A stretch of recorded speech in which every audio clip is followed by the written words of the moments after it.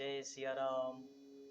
देवी पूज्य पद कमल तुम्हारे, सुर नर मुनि सब हो ही सुखारे। जय सिया राम सभी भक्तों को। आज हम नवरात्रि पर्व का, शारदीय नवरात्रि का पर्व जो हम हर साल मनाया करते हैं, इस साल भी माँ भगवती की कृपा से हम सब लोग खुशहाली और अपने जीवन की तरक्की के लिए माँ भगवती का आशीर्वाद प्राप्त करेंगे और जानेंगे कि इस साल का क्या शुभ मुहूर्त है। और माँ भगवती की कृपा से हमें ये भी जानने का आज अवसर प्राप्त होगा कि हम पूजा कैसे करें, क्या विधि है, क्या मुहूर्त है, क्या करें क्या ना करें, कैसे करें और क्या करना चाहिए। तो आज हम इसके बारे में जानेंगे। देखिए, इस साल जो है 26 सितंबर से नवरात्र शुरू हो रहा है और माँ भगवती का आगमन जो है 26 सितंबर से हो जाएगा, 26 सितंबर 2022। तो 26 सितंबर 2022 से अ, माँ भगवती की शक्ति की आराधना का पर्व जो शारदीय नवरात्रि का होने जा रहा है। तो शारदीय नवरात्रि पर जो है दुर्गा जी की पूजा और साधना की जाती है। इसके अलावा माँ दुर्गा के 9 रूप, यानी 9 अलग-अलग रूप जो माँ भगवती के हैं, उनके रूपों की पूजा की जाती है। हिंदू जो देवी देवताओं का जो जैसे हिंदू धर्म में हम मानते हैं ना कि दुर्गा जी की जो पूजा हम माता पार्वती के स्वरूप के माता पार्वती के स्वरूप की ही पूजा हम करते हैं, जिसे महाशक्ति के रूप में जो है जाना जाता है। तो हिंदू धर्म में नवरात्रि पर्व माँ शक्ति दुर्गा पूजा उपासना के लिए विशेष माना गया है। हिंदू पंचांग के अनुसार साल भर में कुल 4 नवरात्रि आते हैं। कितने? 4 नवरात्रि आते हैं हिंदू पंचांग के अनुसार, जिसमें दो गुप्त नवरात्रि और दूसरा है एक चैत्र नवरात्रि और जो है इसके अलावा शारदीय नवरात्रि जो साल में आती है। तो कितने टोटल आते हैं? 4 नवरात्रि आते हैं, जिसमें 2 गुप्त नवरात्रि होती हैं और 2 जो है शारदीय और जो है चैत्र नवरात्रि आती है। देखो, नवरात्रि का विशेष महत्व होता है। जो नवरात्रि पर्व आता है माँ दुर्गा जी के सरस्वती और माँ 9 शक्तियों के रूपों का जो हम पूजा करते हैं। तो देखो, कहा जाता है कि माँ भगवती जो है, दुर्गा जो है, हिमालय से पृथ्वी लोक पे आ जाती हैं।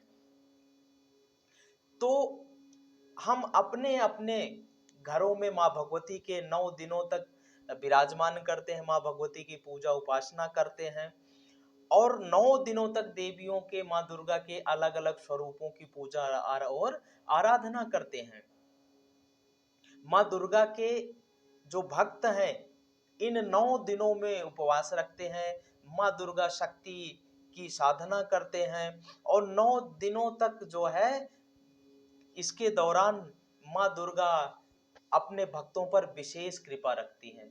और आप जल्द ही शारदीय नवरात्र शुरू होने वाला है, कल से नवरात्र शुरू होने वाला है। ऐसे में हम जानते हैं कि माँ भक्ति की आराधना करने से जीवन में क्या क्या सुख और लाभ वैभव प्राप्त कर सकते हैं। तो आइए जानते हैं शारदीय नवरात्र जो है कब से प्रारंभ हो रहा है। देखिए, सभी नवरात्रों में से चैत्र और शारदीय नवरात्र का विशेष महत्व है।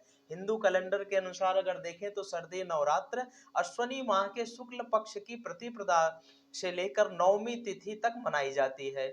और शारदीय नवरात्र जो है शरद नवरात्रि जो हम कहते हैं कि शारदीय नवरात्रि कहते हैं, क्योंकि इस समय में शरद ऋतु का भी आगमन शुरू हो जाता है, तो इसलिए हम इसको शारदीय नवरात्र भी कहते हैं।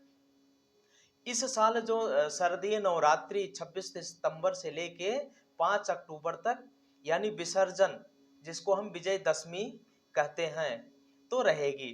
तो शारदीय नवरात्रि का जो कलश स्थापना का जो शुभ मुहूर्त है, तो नवरात्रि का जो प्रथम शुभ मुहूर्त है सुबह 6 बज के 11 मिनट से 7 बज के 51 मिनट तक रहेगा। 1 घंटे 40 मिनट तक का मुहूर्त है। इसके अलावा और भी मुहूर्त हैं, यानी दिन भर मुहूर्त रहने वाला है। माँ भगवती की कृपा से कुछ समय को छोड़ के कुछ समय को लेके ऐसे करके माँ भगवती के स्थापना का जो मुहूर्त है। और 26 सितंबर को जो है माँ भगवती कृपा से माँ शैलपुत्री यानी घट पूजा की स्थापना की जाएगी। 27 सितंबर को द्वितीय नवरात्र माता ब्रह्मचारिणी की पूजा होगी।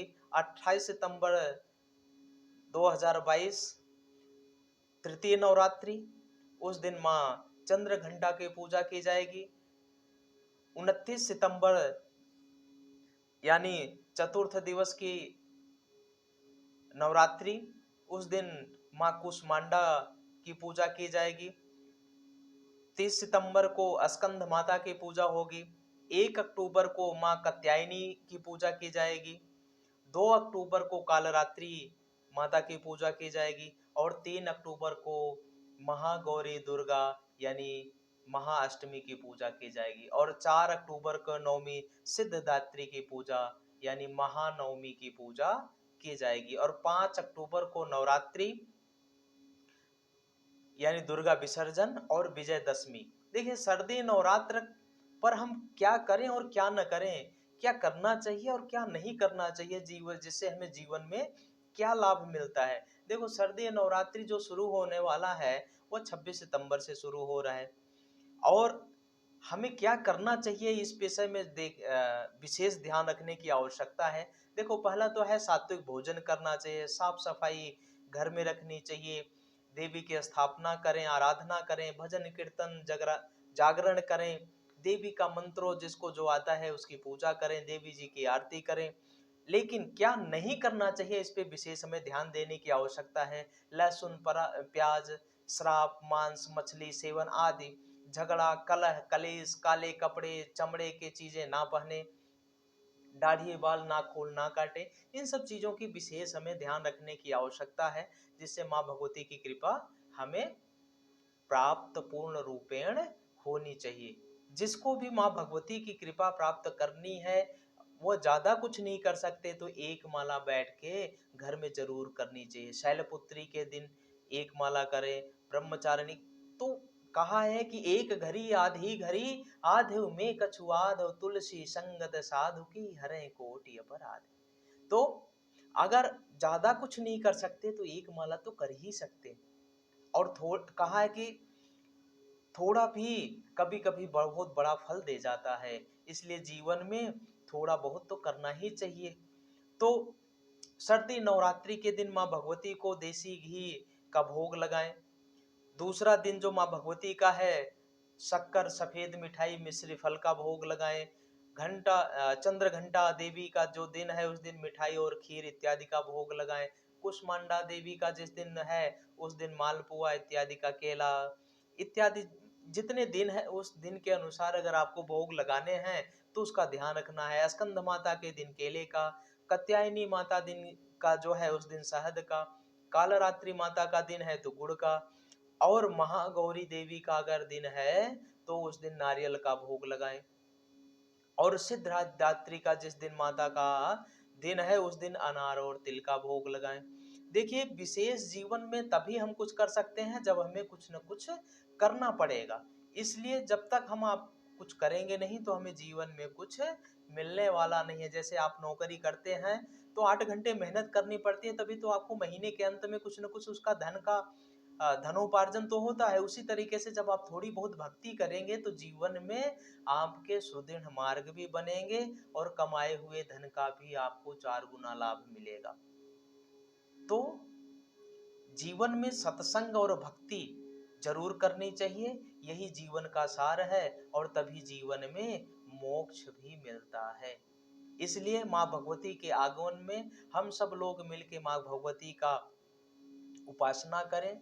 जो जितना कर सकता है उतना करें, सात्विक रहें। जितना सात्विकता आपके जीवन में रहेगी उतना ही आपका मार्ग प्रशस्त होगा। सभी मेरे YouTube चैनल वाले मित्रों को, देखने वाले भाइयों को बहनों को, माताओं को, सभी को मेरा जय सिया राम, जय सिया राम। और आने वाला समय जो है माँ भगवती का है, इसलिए सभी को तो एक बार तो प्रेम से बोलना पड़ेगा। बोल जयकारा शेरा वाली, बोल सच्चे दरबार की जय।